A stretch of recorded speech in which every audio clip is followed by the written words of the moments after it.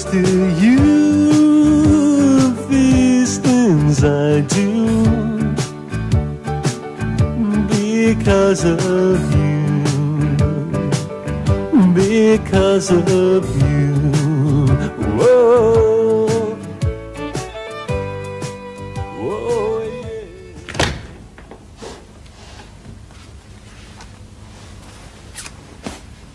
I've never been to a cremation before. Have you? No.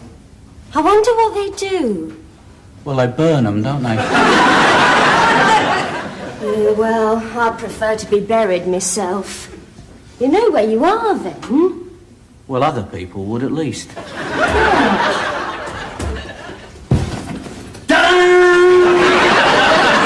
Any tea in the pot? Well, I expect you're wondering where I've been. The thought had crossed our minds. For the last 6 weeks. Did you find Julie or not? Yes, but it didn't work out. So I went to Cairo. What are you doing in black? We're going to a funeral. Yes. Come on, or we'll be late. Whose funeral? Lionel's.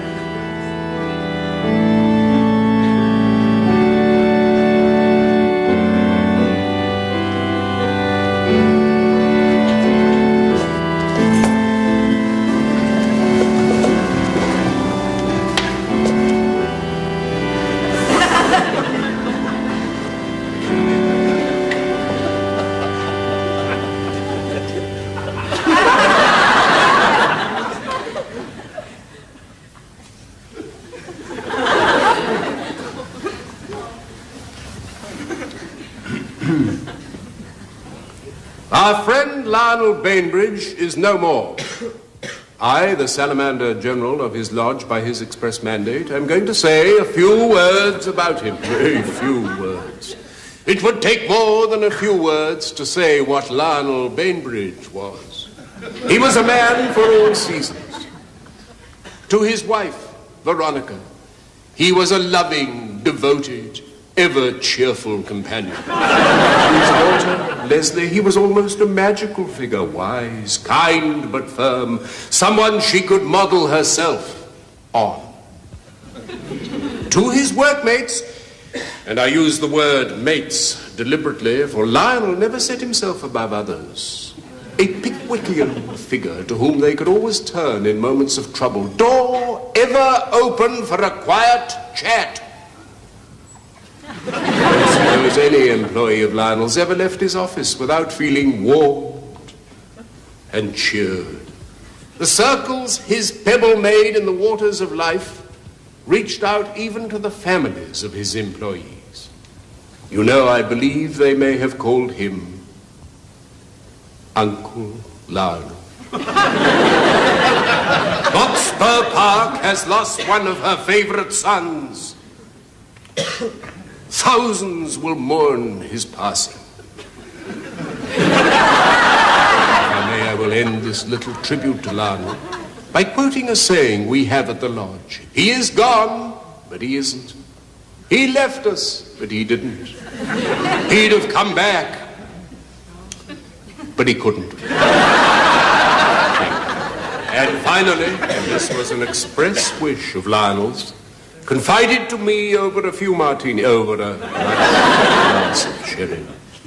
Will you please join me in a song that was very dear to our Lionel?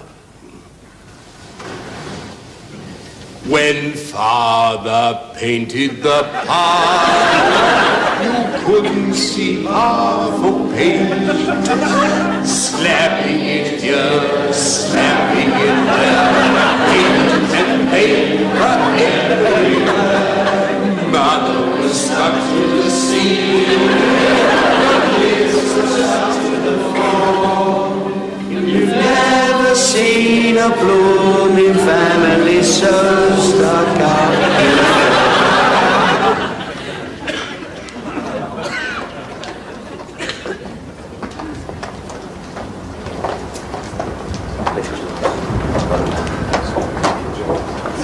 Hello, Veronica. Hello, Jacko. Look, I am very sorry. Thanks. Oh, you'll come back to the house, won't you? Yeah. Yeah, I'd like to. I was just,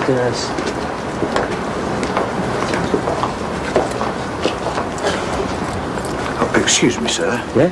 I don't wish to seem indelicate, but were you singing when Father papered the parlour in there? Yeah, Adagio Funeroso. What was that? He was a painter. Oh, very apt. I don't want him to an argo. I wonder what I could have. Happy days are here again?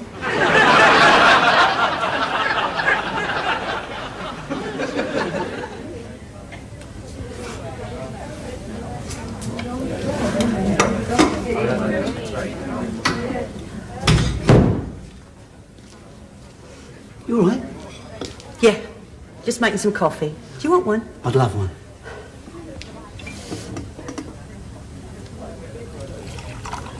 Of course, you couldn't have known about all this. No, well, I only got back today. Where have you been all this time? Cairo. What were you doing in Cairo? Oh, it's a long story. I'll tell you about it one day. I thought the ceremony went off very nicely. Well, it went off. I thought the Salamander General's little tribute was very... Inventive. Yeah, it was a bit, wasn't it? Let's face it, he wasn't describing the Lionel we all knew, was he? I thought I'd come to the wrong place for a moment. Still, who'd want someone to get up at a time like that and tell the truth about you? Well, I certainly wouldn't. How did he? Die? Yeah. At the lodge. Heart? No, beer, I suspect. They were doing one of their so-called ceremonies, apparently. Not the one on the window ledge. You got it. Lost his balance. He didn't have his trousers round his ankles, did he? Yes. I have to say it wasn't the most dignified way to go, was it? But Lionel and Dignity never really walked arm in arm. Of course, they had to have an inquest. Oh, well, that's probably because of the slightly unusual circumstances, presumably. Yeah. Oh, I did feel a fool in that coroner's court. I mean, it was my husband. And there they were asking questions about what he was doing on the window ledge in the first place, why his trousers were round his ankles, why he was clutching a tin tray. Oh, they banged themselves on the head with that? Yeah, that emerged. Of course, the whole thing was made more ridiculous by the Salamander General having to answer certain questions. Well, didn't he claim diplomatic immunity? Something like that, yeah, till they threatened him with prison. They should have threatened to burn him. He'd have been all right then. What with being a salamander and all that. Silly lot of fools. Have the police insisted that they install a permanent safety net? No, they've reached a compromise. They can still do the window ledge thing, but it has to be from the ground floor. So if anybody comes a cropper, they fall straight into the daffodils, eh? I don't know. Lionel would have to go like that, wouldn't he? Perhaps he would have wanted it, eh? I got a horrible feeling he would. Anyway, better get this in. Yeah. Cairo? Yeah. It's open. Oi, we want to talk to you. I'll see you later. Where are you going? Runnymede.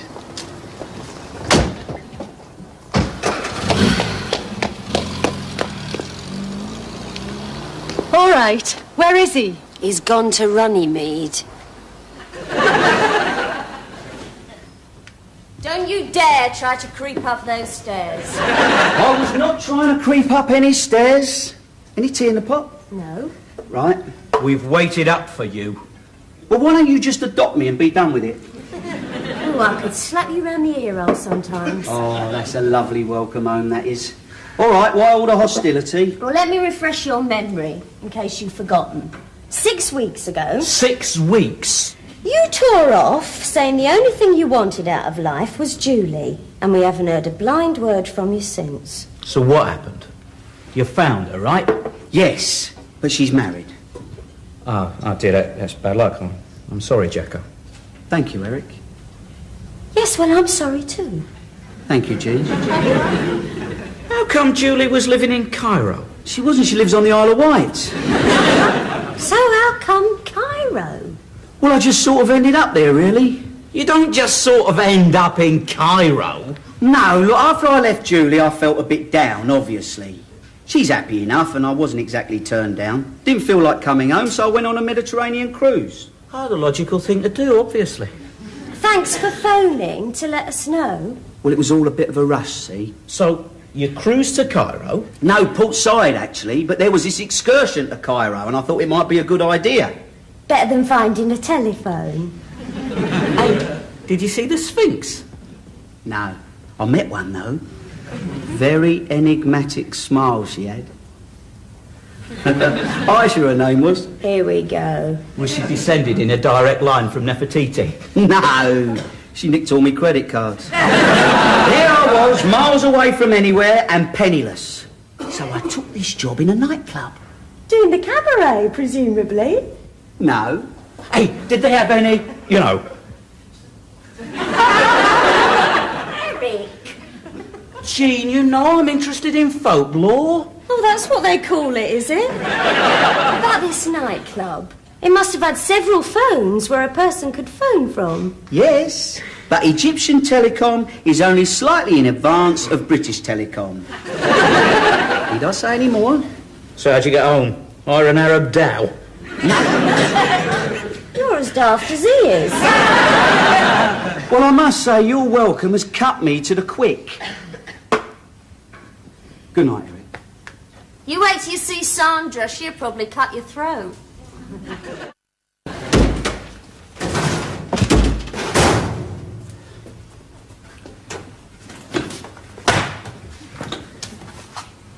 May I have that back, please? Oh, for goodness sake, Sandra, I've explained where I've been. I've told you what's happened. Aren't you just the teeniest bit pleased to see me? I'm glad you're not dead. That's as far as I'll go. Well, I could have been lost at sea. You were lost at sea. 6 weeks I've been trying to keep this place going. You try running a painters and decorators with nobody to do the painting and decorating. It's like running a library with no books. Putting off people here, putting off people there. Well, no firm can do anything the very next day. No, but they can at least give a hint when. What was I to say? He's disappeared off the face of the earth and I don't know when he's coming back. Well, you knew I'd be back. Did I? Where would I glean that information from? Some of the language I've had to put up with. Anybody talks to you like that, Sandra, we don't work for them. We don't work for anybody anymore. You owe Jimmy an apology as well. Who, your bloke? What have I done to him? Ruined his evenings. Oh, you didn't work evenings as well? No, I did not. He must have felt as though he was going out with a log of wood. You've always been very stimulating company, Sandra. When I can keep my eyes open, yes. I've been whacked after a day in this place. Well, I wouldn't have minded if you'd taken on temporary staff. And what would I have paid them with? The buttons off me blouse? You haven't been paid either, have you? You're quick. I'll make it up to you, Sandra, with a big fat bonus. From what? From the business. What business? You're finished. Splosh has sploshed. Good morning, Splosh. Well, yes, I'm terribly... This company's name is either Mud or a laughing stock. And I'm giving you 2 weeks' notice. Oh, come on, Sandra, don't be hasty, please. I've had 6 weeks to think about it. I've got my own life to live.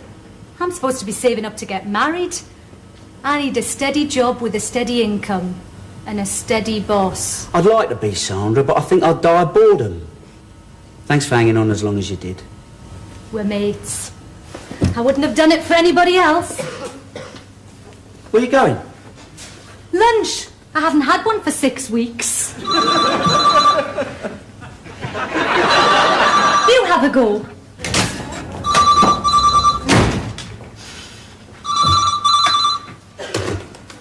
Good morning, Splosh. Well, that's very intemperate language. Hold on. I've painted it myself now, so stick that up your pipe. Thank you. Hello? Hello?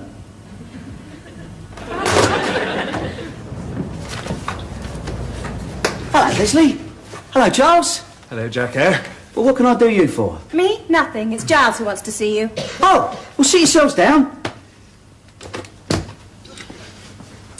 Right. Yes. Well, the thing is, I feel peculiar. Something you ate? No, the awkward is a better word. In the army, you see, one generally expresses oneself by one's pips and crowns. But when one's in mufti, the other chap, well, he's another chap. And it's not a straight road, you see.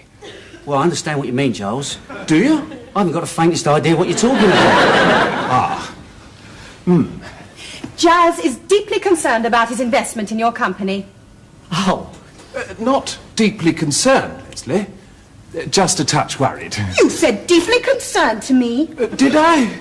Look, I can understand that you are concerned, Giles. Deeply. Deeply concerned. And I do admit that the company's had a few minor problems of late. Like you not being here for 6 weeks? Yes, and I admit that the company's name, Splosh, has got a bit mud-spattered lately. But I do intend to put this company right back on its feet by changing its name to something like, Dollop, and launching a whole new advertising campaign. Super! And how will you fund it? With your money! I've blown it, haven't I? Well, I wouldn't say that. Yes, you would. I'll tell you what I'll do, Giles. I'll sell the whole shebang, and I'll give you all your money back. Good. Oh, this is awful. It's like court-martialing somebody. Well, as long as you don't rip the buckles off me dungarees. Thanks for everything, Giles. No hard feelings. You've been a brick. One is brought up to be a brick, but it's awfully nice to be called one. Leslie? Giles, do you mind if I have a quick word with Leslie, please? Oh, yes, of course. I'll just go and count some railings. I know what you're going to say. Right, so we'll take the swear words as read then, shall we? Now, why did you put Giles up to it, Leslie? Spite? And there's me thinking that you and I are going through one of our less hostile phases. It's nothing personal. I just wanted to put you out of business. Oh, that's all right then. Daddy's company is all I've got. It's all Mummy's got. No, it's all you've got, Leslie, yes. Well, it's one less competitor. I have to think of my financial security now. Well, I don't see how that applies, not when you're being subsidised by Giles, who owns half of Hampshire. Yes, well, that might not be permanent. Well, I thought you and him were going to get married. He's very sweet. But there's not a lot of steel there. You should marry a lion tamer. I might not marry anybody. And if I don't, who's going to look after me with Daddy gone? Well, who's going to look after me with my business gone, eh? Oh, you'll be all right. You'll bounce back. You're a survivor. Well, I have to be with people like you around, Leslie. I'm sorry. You know those little insects on the top of ponds? Water boatmen. Yeah. They're like us, really, aren't they? We flit about a lot and never really penetrate the surface. In another life, we could have been made for each other. Well, not necessarily, Leslie. I could have been a girl.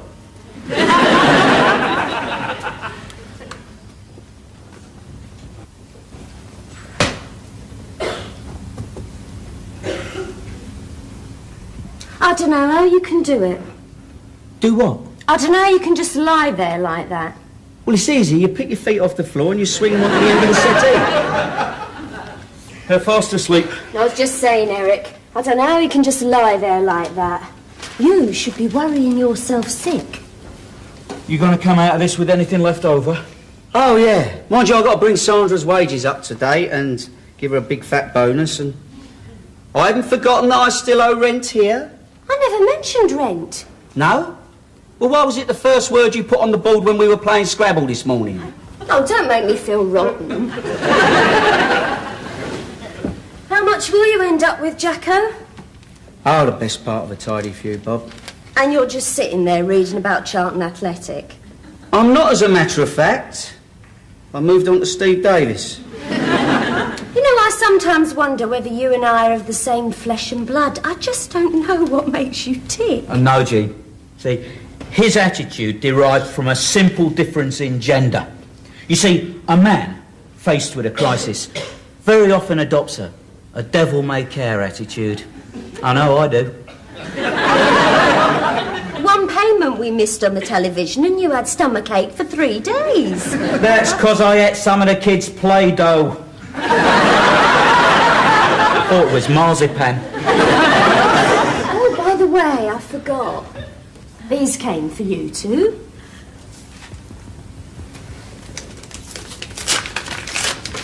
Well? You are cordially invited to a champagne buffet at the Chanticleer Hotel, Suite 403, 8 p.m. Friday. Who by? Well, it doesn't say.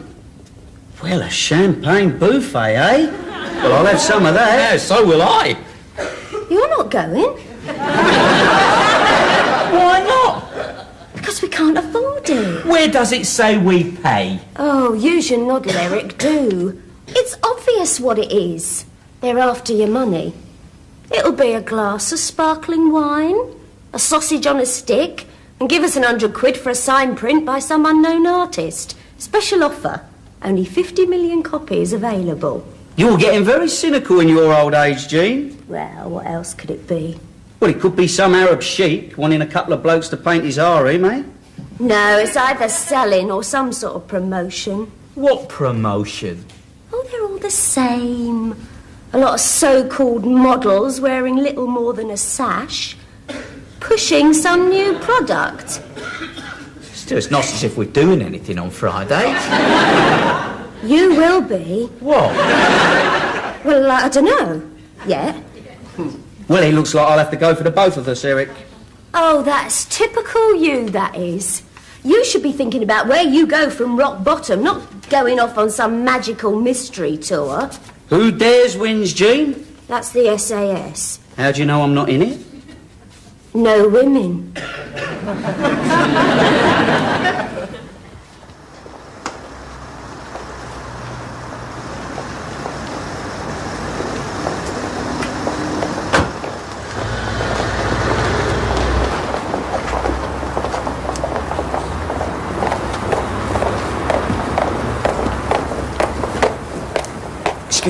Excuse me. Are you headed for Suite 403? Why, what's happening in Suite 403? Well, I don't know till we get there. How crude can you get? Well, how crude do you want me to be?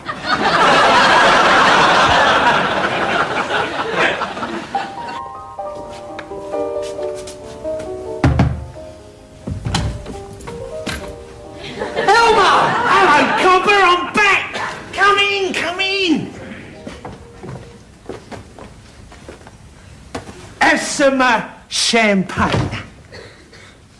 Have some of them things. Well, what do you think? Not bad for a temporary gaff, is it? What have you done? Won the balls? No, I made it big down under. Oh, you actually went to Australia then? Yeah, well, I bought a beach bar, hadn't I? Incidentally, you want to brush up on your geography. Alice Springs is not on the coast. Isn't it? No, miles from anywhere it is. Bloody desert as far as the eye can see. So how come all this affluence then? Lot of passing trade? Trade? I only had 2 customers in a week. One was in a temperance society, and all the other one wanted was a drink of water for his camel. So what did you do, rob a stagecoach? No, I sold up at a loss. I'm no fool. Hitched a lift to Wongabara. Where's that? God knows. Have some caviar. Ah, so. Oh, that's caviar, is it? Well, what did you think was caviar? Oh, these. No, well, no, they're quail's eggs. I thought they were a bit big for a fish to Look, come on. So you went to Wonga, what's his name, right? You've sold the bar in the desert, and you don't know where you are. Right. So I end up in his pub, having a drink with this bloke called Mad Jack Halloran. What made him mad, Elmo? People not believing him, mate. I'm no fool, I did. Became partners that same night. So what did you become partners in? Gold prospecting. Ah, right, so Elmo Putney and Mad Jack Halloran set off in search of gold. No, there were 4 of us. He had his mule, and I, of course, had my dog. Right, so this highly scientific expedition actually found gold? Not a sniff of it. We found opals instead. Opals? Yeah, they're sort of shiny jewel with all kind of coloured flecks. What an opal is, Elmo. How did you find them? The dog did. He went off to do his doings, come back with an opal in his mouth. They're very close to the surface, you see. If it's that easy, Elmo, I don't know what all the fuss is about. Well, neither do I. So here you are then, large as life and opal rich. Yeah, I know some people around here used to think I was tuppence short of a shilling, but I've obviously got a brilliant business mind, haven't I? Well, having a dog that can find opals, Elmo, you must have. Anyway, where is the pooch with a magic touch? Is he in quarantine? No, he stayed on. He married a dingo. So what are you doing now? You on a world cruise? No, I come back for good. Got homesick. Mr. Rain, Mr. Cultural Life of London, Mr. Decent Warm Beer, and what's more, I miss me mates. You talking of which, where's Eric? Oh, he couldn't make it, Elmo. He's in detention. What's he done? He rubbed Jean up the wrong way. So what are you going to do now? Get yourself another dog and go prospecting for diamonds in Hyde Park? No dog could replace Derek. For me, how have you been, Jacko? How's business? How's Splosh? Oh, Splosh, Elmo. Well, that's slowly sinking into the west. I've got to sell the business. Oh, dear. Well, I haven't got your business acumen, you see. No. Hang about. It's happening to me again. What is? I'm sparking. But you're not plugged into anything, are you? No ideas. Look, I buy Splosh and you can run it for me. Of course, we'd have to change the name to something like, I don't know, Elmo Putney's painting firm. It's catchy. I'll top any offer you've got. Pay terrific wages. Me work for you. Yeah.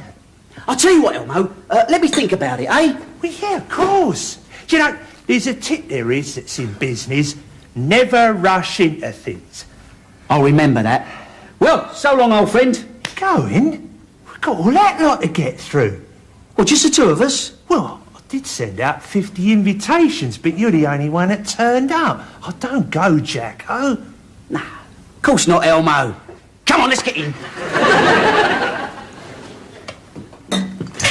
Right.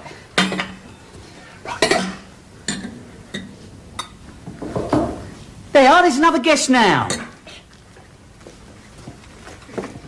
The cabaret! All right, you're the cabaret!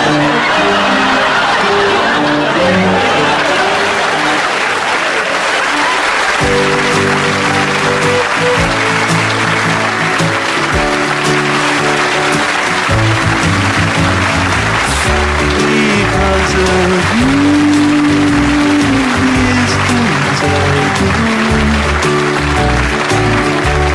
Because of you,